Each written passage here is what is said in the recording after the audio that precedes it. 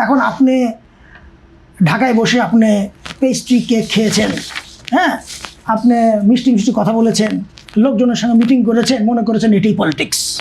আর mic পেয়েছেন, আর মাইকের মুখে যা আসে তাই সমানে অনার্গল করে। যেমন একটা কথা আছে, সিজনাল ভেজিটেবল, রাইট? আপনি সামারের ফল উইন্টারে পাবেন না, উইন্টার সামারে পাবেন না। জাতীয় পার্টি কি সিজনাল ভেজিটেবল? এই কথা কেন বলছেন না? বলতে দেবেন আমাকে। এখন আপনার মাইক পাইলেন, আপনার কখন কোন সময় কি বলতে এটা আপনি জানেন না। আপনার মাইক পাইলেন, ভার করে বলা শুরু করলেন, এবং যার কারণে পরে নিজের জালে উনি পরে নিজে যখন পড়েন, তো এইটাকে পলিটিশিয়ান বলে না।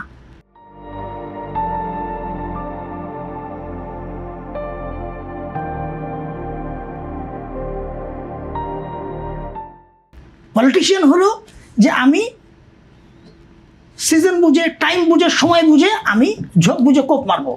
তো সবাই ধারণা করেছিল কি জানেন, উনি লাস্ট মোমেন্ট উনি প্রত্যাহার করবেন, কারণ যেহেতু জাতীয় পার্টিকে জাতীয় পার্টি লেভেল প্লেইং ফিল্ডই পাচ্ছে না, কেন ছিল এটা। হ্যাঁ, কিন্তু উনি যদি লাস্ট মোমেন্টে প্রত্যাহার করতে পারতেন, বলার অনেক এক্সকিউজেস ছিল যে আমরা লাস্ট পর্যন্ত আমরা দেখলাম যে আমাদের নির্বাচনে থাকার মতো অবস্থান আমাদেরকে সরকার দায় দিচ্ছে না, এটা প্রত্যাহার আমরা করলাম, তাহলে আজকে এই বড় কোশ্চেন আসতো না, জাতীয় পার্টি আজকে শূন্য দিকে আসতো না।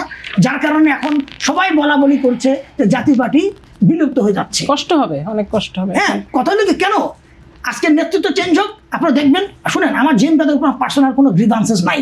আমার কথা হলো যে উনি অ্যাজ এ পার্সন হিসেবে হলো ভালো মানুষ, but not as a politician হিসেবে উনি ভালো মানুষ না।